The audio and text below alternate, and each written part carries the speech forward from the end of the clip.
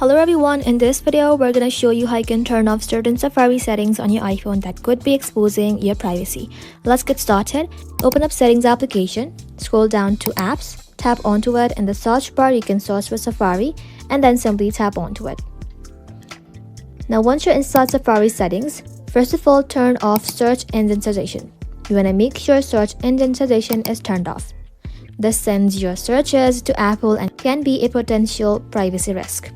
After that, disable preload top hit. This settings load a website in the background even if you don't click on them.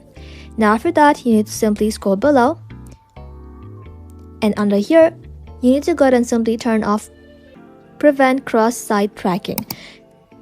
Website can track you across the internet, collecting your data without your consent. So make sure this button is turned off. After that, scroll below, then tap on location and make sure you set it to deny. Now lastly, you have to simply clear your history and website data. Tap on this button, select all history, then tap on clear history. And that's it. By turning off these settings, you will protect your privacy while using Safari on your iPhone. Thank you all for watching. If this video was helpful, consider subscribing to our channel and liking this video.